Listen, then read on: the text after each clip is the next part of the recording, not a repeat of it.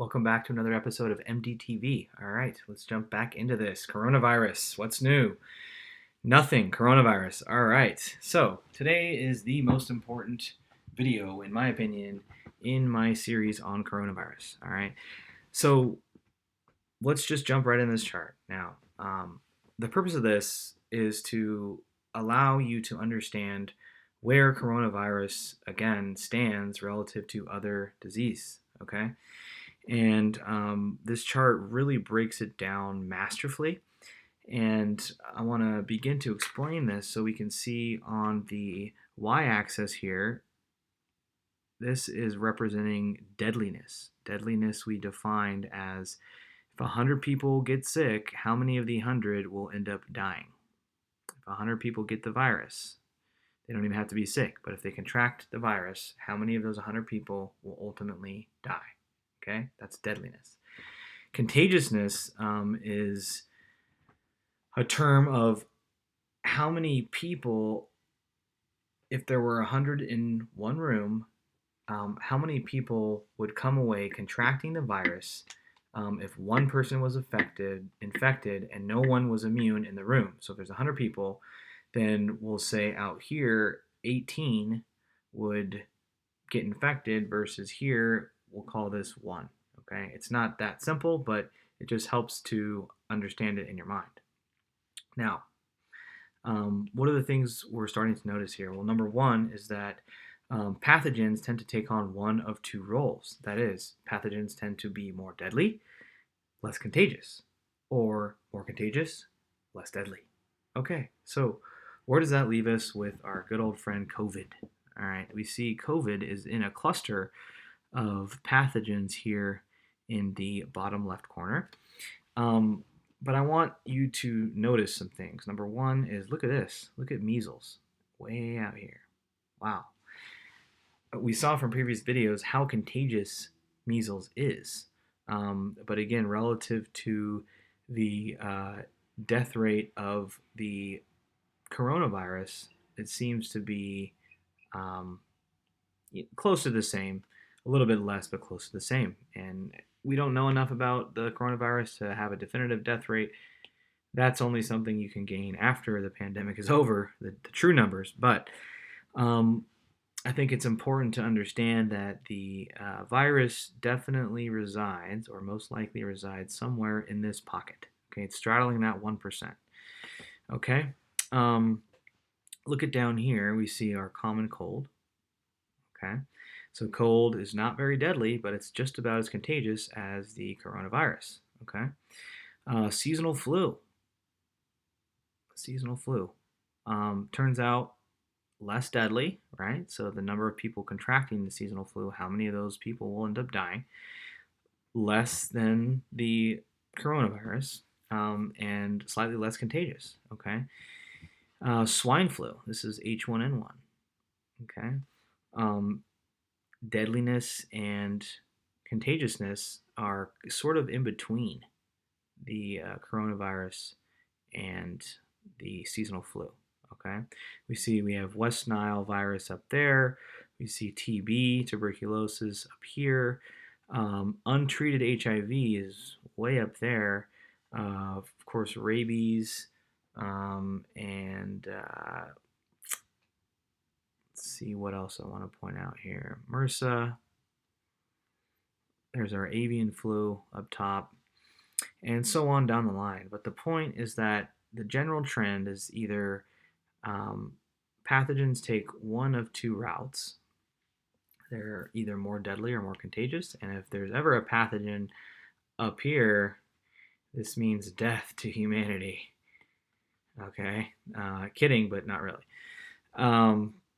Okay, let's look at this in a little bit different light here. All right, so what we're doing is we are changing our x-axis and we're keeping our y-axis the same. So again, our y-axis is the deadliness, so that is how many of the 100 people that ultimately can get the virus, contract the virus, how many of those 100 will die. That is deadliness. Fatalities, on the other hand, are, okay, let's say that 1 out of 100 people will end up dying, but what happens when a million people get the virus, then how many deaths are there from the virus? Okay, there's still going to be a lot of deaths if a million people are getting it just by sheer numbers alone. So some of the important things to note on this fatality curve as fatalities or deaths per year, right? So ultimately how many deaths does this pathogen virus cause? Um, you can see that measles again jumps out as um, close to 100,000 deaths per year. And this is shocking because this is preventable, folks. This is preventable. Look at this down here, chickenpox.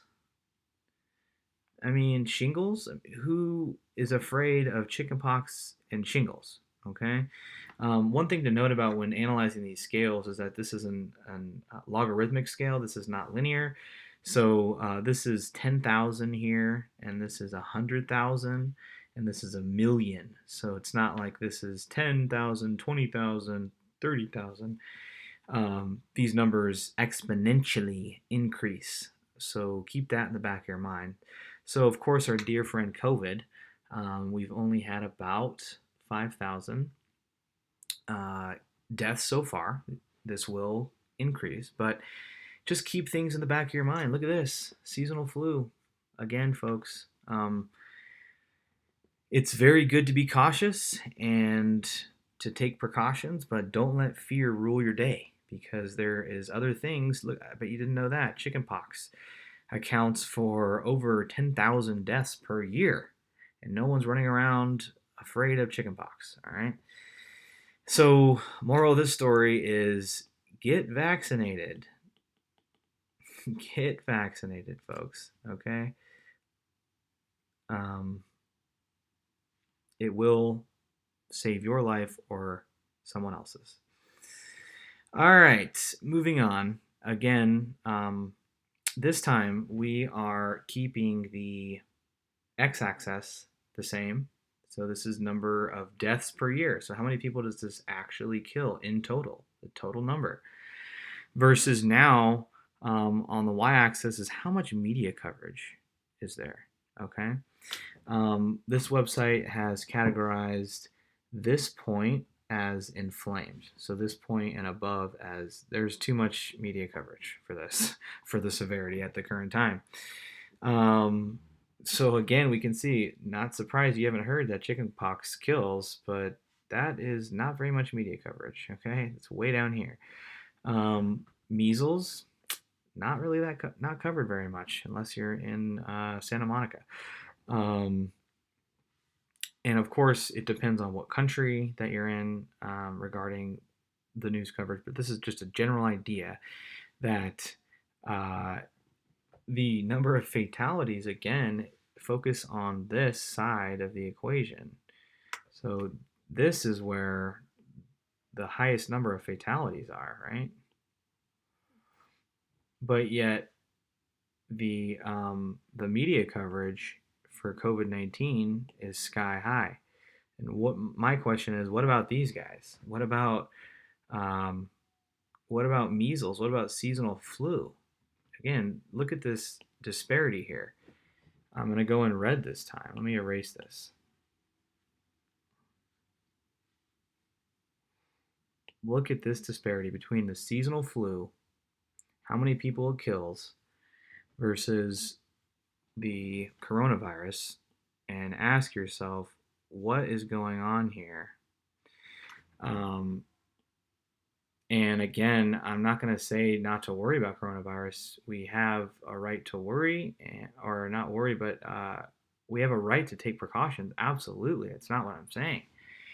But just keep in mind that the numbers don't lie, okay? And undoubtedly, media coverage will influence your opinion and your day, okay? So this is the last chart I want to cover. This time our y-axis of media coverage is staying the same. And we just changed how contagious the virus is. Okay, again, we see measles way out here, very contagious. But again, this coronavirus is way up here, And a lot more viruses that cause a lot more death and that are a lot more contagious are just not being covered. Okay, so I hope this video brought awareness to everyone and hopefully helped put a little ease in your anxiety, because while we should take every precaution we can to prevent the spread and the transmission of COVID 19, we want to keep in mind and be smart about all infectious disease and about the true severity and the burden of disease worldwide as well as in our country, so we can best combat the problem of infection. Thanks for tuning in.